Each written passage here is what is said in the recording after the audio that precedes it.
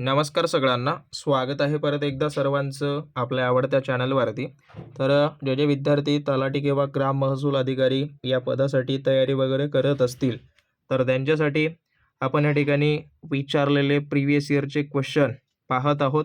आणि अजून एक महत्त्वाची बाब, की ही जी काही परीक्षा आहे ती MPSC ग्रुप सी अंतर्गत घेण्यात येणार आहे. त्यामुळं जेवढं होतील तेवढं हेच MPSC ग्रुप सीचे पेपर तुम्ही चाळा. ओके, प्रिलिमचे. त्यातूनच तुम्हाला त्याच पॅटर्नचे प्रश्न विचारण्यात येणार आहेत. त्यामुळं त्याच परीक्षेतले PYQ आपण विथ एक्सप्लेनेशन वगैरे पाहणार आहोत. त्या व्यतिरिक्त विचारण्यात येतील असे एक्सपेक्टेड क्वेश्चनसुद्धा तुम्हाला या सिरीजमध्ये मिळत जाणार आहेत. सो वेळ न गमावता पाहूयात पहिला प्रश्न. त्या अगोदर नवीन असाल सगळ्यांनी आपल्या चॅनलला सबस्क्राईब करून घ्या आणि जे काही अगोदर 4 भाग अपलोड केलेत ते सर्व भाग व्यवस्थित पाहून घ्या. ओके, जेणेकरून तुम्हाला आयडिया वगैरे मिळून जाईल की नेमकं परीक्षेत कशा पद्धतीचे प्रश्न येतात.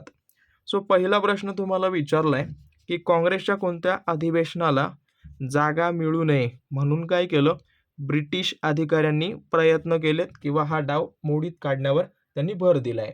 तर जे काही अलाहाबादचं जवळपास 1888 मध्ये झालेलं तिसरं अधिवेशन होतं. ओके, पहिलं अधिवेशन कधी झालं, त्याच्या व्यतिरिक्त त्याच्यानंतर पाहायला गेलं तर तुम्ही म्हणू शकता 1885 पासून अधिवेशनाला वगैरे सुरुवात झाली. तर 1885 हा जो चौथं होतं ना, ओके सॉरी, तर हे चौथं जे आहे ते या अधिवेशनाला जागा वगैरे मिळू नये म्हणून त्या ठिकाणी काय केलं, त्यांनी प्रयत्न वगैरे केलं.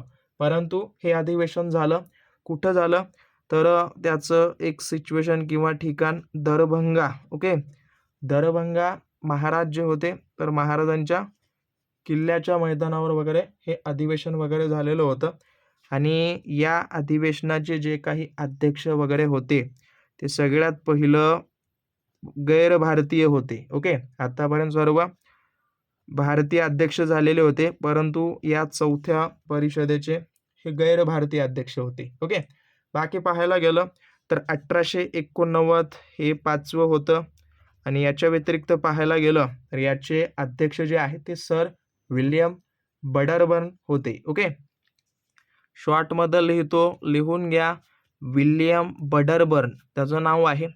परत 1887 मध्ये ऑलमोस्ट एक तुम्ही म्हणू शकता की तिसरं अधिवेशन वगैरे झालं.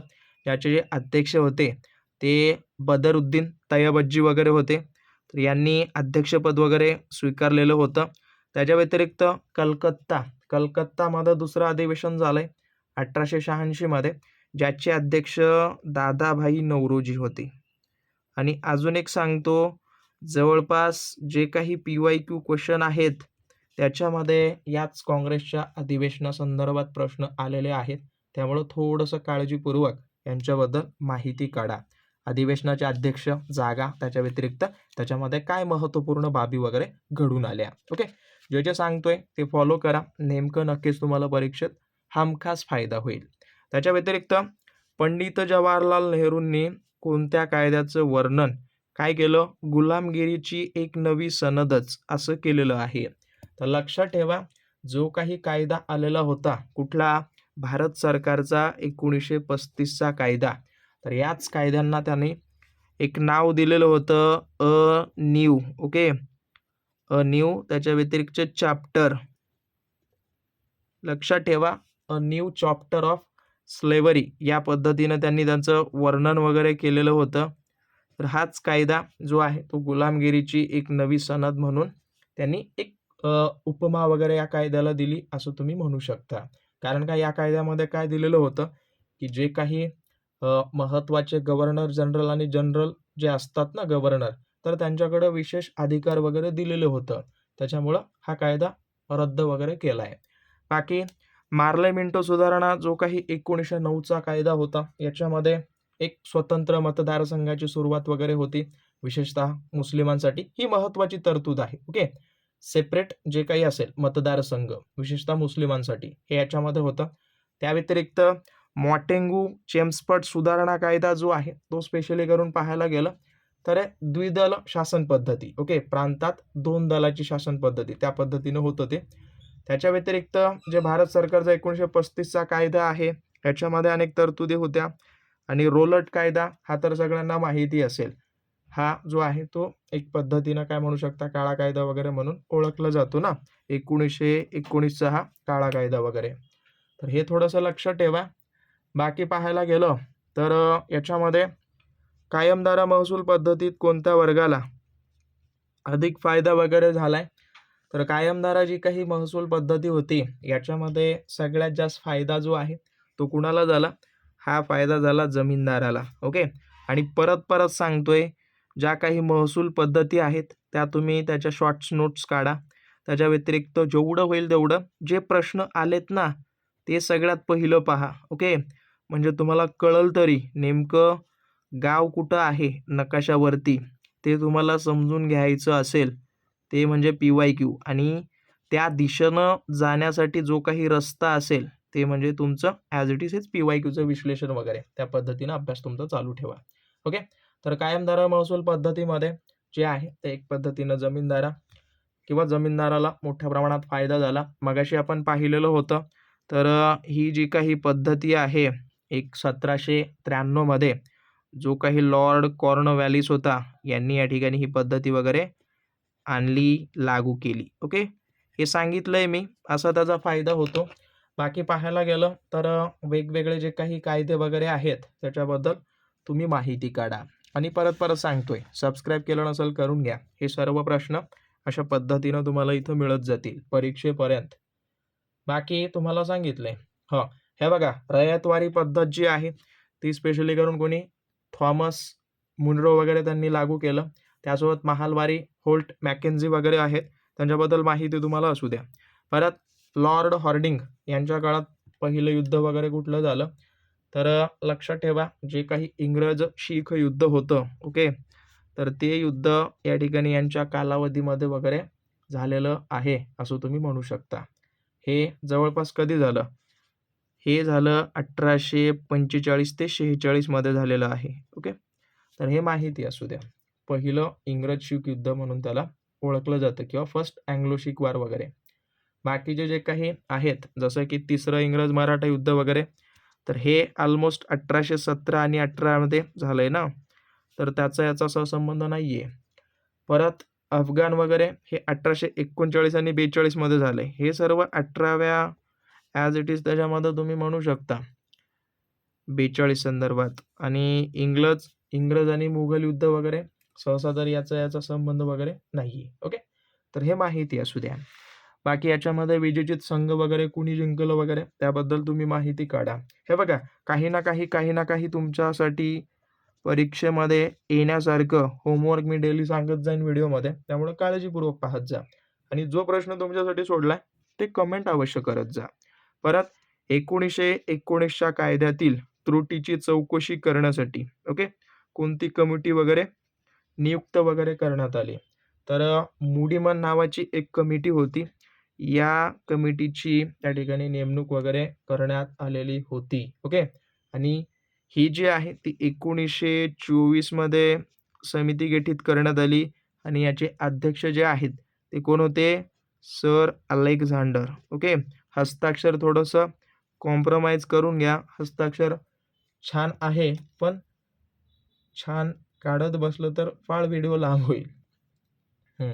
बाकी जे आहेत ते वेगवेगळे जसं की सायमन कमिशन हा जो आहे तो हा आला 1927 मध्ये. ओके. याच्या संदर्भात तरतुदी वगैरे आहेत. याचं भारतामध्ये 1928 मध्ये आगमन वगैरे झालं आणि एक पद्धतीनं याच्यावरच आधारित एक सायमन गो बॅक नावाची घटना वगैरे घडलेली आहे. बाकी लॉर्ड मेकॅले कमिटी या संदर्भात पाहायला गेलं ज्याला तुम्ही म्हणू शकता किंवा हा सहसा तरी कुठलाही नाहीये ना. सो स्किप करा याला. हंटर कमिटी जी आहे ज्याला आपण हंटर आयोग म्हणतो जो की 1919 मध्ये झालाय ना. आणि हा हंटर आयोग कशासाठी आलेला होता? तर लक्षात ठेवा जालियनवाला बाग हत्याकांड जो झालाय ना तर त्याची चौकशी करण्यासाठी हा आलेला एक महत्त्वाचा काय होता? आयोग वगैरे होता. बाकी लॉर्ड मेकॅले यांच्या संदर्भात हे 1935 संदर्भात ते शिक्षण विषयक धोरणासंदर्भात आहे. ओके. ते माहिती असेल तर थोडंसं कळून द्या.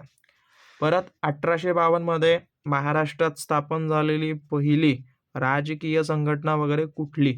तर महाराष्ट्रामध्ये सगळ्यात पहिल्यांदा 1852 मध्ये जी काही संघटना झाली तिचं नाव होतं बॉम्बे असोसिएशन. ओके. जिची स्थापना तुम्ही लिहू शकता 26 ऑगस्ट. ओके. 26 ऑगस्ट 1852 मध्ये त्या ठिकाणी मुंबईमध्ये वगैरे झालेली आहे. ज्याला तुम्ही महाराष्ट्रातलं अगोदर ते बॉम्बे प्रेसिडेन्सी तुम्ही म्हणू शकता. ही सगळ्यात पहिली आहे. ओके. आणि याचे जे अध्यक्ष वगैरे आहेत, ते अध्यक्ष वगैरे कोण होते? तर सर जे Jamshedji. Okay. As it is जॉर्जीभाय. जीजीभाय ना. तर लक्षात ठेवा, थोडंसं प्रोनाऊन्सिएशन मागं पुढं झालं तर माफी असू द्या बरं. हां, बाकी याच्यामध्ये हे अध्यक्ष वगैरे होते. याच्या व्यतिरिक्त जी काही माहिती असेल त्याबद्दल थोडीशी काढा. परत सार्वजनिक सभा, ज्याला आपण पुणे सार्वजनिक सभा म्हणतो, याची स्थापना झाली 1870 मध्ये. ओके. बाकी ही जी आहे ते महादेव गोविंद रानडे, त्यासोबत गणेश वासुदेव जोशी यांच्याशी निगडीत वगैरे आहे. परत जे आहे ते याच्यामध्ये पाहायला गेलं तर ईस्ट इंडिया असोसिएशन याची स्थापना वगैरे ऑलमोस्ट 1866 मध्ये झाली लंडनमध्ये आणि याची स्थापना वगैरे दादाभाई नौरोजी यांनी केली आहे. परत बॉम्बे प्रेसिडेन्सी असोसिएशन हे ऑलमोस्ट 1885 मध्ये स्थापन झालेलं असोसिएशन आहे. याच्या संदर्भात एवढं काही म्हणजे स्पेशली करून कुणी केलंय त्यांच्या संदर्भात कमेंट करून द्या. परत मोरेश्वर वासुदेव अभ्यंकर हे डॅश येथील होम रूल चळवळीचे काय होते? सक्रिय कार्यकर्ते होते. तर विदर्भामध्ये त्यांनी या ठिकाणी भाग घेतलेला होता. विदर्भातून वगैरे तुम्ही म्हणू शकता. ओके. हां, विदर्भातील चळवळीचे सक्रिय नेते वगैरे. चला, होम रूल चळवळीला किंवा 2 नेत्यांनी चालना वगैरे दिली. त्याच्यामध्ये होम रूल चळवळीला कोणत्या 2 नेत्यांनी चालना दिली? हा खूपदा प्रश्न आलाय. एक नाव लक्षात ठेवा, लोकमान्य टिळक. ओके. किंवा बाळ गंगाधर टिळक यांनी जे आहे यांचं एक नाव. त्याच्या व्यतिरिक्त ज्या आहे त्या ॲनी बेझंट. ओके. या 2 महत्त्वाच्या व्यक्तींनी काय केलं? होम रूल चळवळीला त्या ठिकाणी सुरुवात वगैरे केली असं तुम्ही म्हणू शकता. लोकमान्य टिळकांनी पाहायला गेलं तर 1916 मध्ये कुठं सुरुवात वगैरे केली?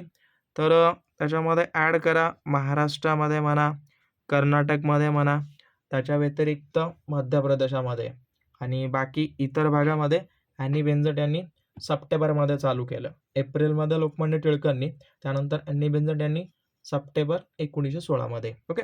तर हे सर्व माहिती तुम्हाला असू द्या. बाकी परत 9वा किंवा 8वा प्रश्न आहे ना, हां, थोडंसं लांब जाईल पण महत्त्वाचं आहे. कुठं ना कुठं तुमच्या ज्ञानात भर होणं आणि परीक्षेला उपयोगी पडणं असं जिथं-जिथं भेटत जाईल तिथं-तिथं पाठांतर करा. ओके. काहीतरी वेगळं, काहीतरी जास्तीचं वाचन तुम्हाला करावं लागेल. परत पांडुरंग बापट ओके यांच्या समवेत मुळशी सत्याग्रहात खालीलपैकी कोणी सहभागी झाले? तर त्यांच्यासोबत जे आहेत ते तात्यासाहेब करंदीकर यांनी या ठिकाणी सहभाग वगैरे नोंदविला. मुळशी सत्याग्रह हा जो आहे तो जो काही आंदोलन होतं ते ऑलमोस्ट पाहायला गेलं तर पुण्यामध्ये जे काही शेतकरी आंदोलन तुम्ही म्हणू शकता किंवा शेतकऱ्याचा असलेला हा एक आंदोलनाचा प्रसंग वगैरे आहे. याच्यामध्ये यांनी भूमिका वगैरे पार पाडली. यांच्यासोबत हे होते. ओके. मुळशी सत्याग्रहाची सुरुवात वगैरे पाहायला गेलं तर इथं शॉर्टमध्ये लिहा 16 एप्रिल ऑलमोस्ट 1921 मध्ये झालेली होती. ओके. बाकी कुठं झालं तर मुळशीमध्ये आणि मुळशी कुठं आहे? पुणे जिल्ह्यामध्ये. हेही माहिती असू द्या. बाकी प्रमुख व्यक्ती पांडुरंग बापट यांनाच सेनापती बापट म्हणतात. ओके. बऱ्याच जणांना कन्फ्यूजमध्ये नका पडू. सेनापती बापट यांचंच नाव आहे ते. त्याच्या व्यतिरिक्त प्रमुख व्यक्ती वगैरे त्याच्यामध्ये तुम्ही म्हणू शकता. ओके. बाकी शेवटचा प्रश्न दिलाय. सगळ्यांनी कमेंट करून द्या आणि जेवढ्या तुमच्या कमेंट्स असतील त्याला अनुसरून तेवढे भाग मी इथं अपलोड करेन फ्रीमध्ये. ओके. बाकी काही डाऊट असतील टेस्ट सिरीज संदर्भात काही इन्क्वायरी असेल तर तुम्ही मला या नंबरवरती संपर्क काळजीपूर्वक करून द्या बरं. चालेल. ओके. सो भेटेन तुम्हाला पुढच्या भागामध्ये. इथपर्यंत आला असाल, एवढं सगळं व्यवस्थित पाहूनही सबस्क्राईब केलं नसेल, तर येणारे अपडेट वगैरे तुम्हाला मिळू शकणार नाहीत. त्यामुळे सगळ्यांनी सबस्क्राईब वगैरे करून बाजूचा बेल आयकॉन दाबून घ्या. धन्यवाद.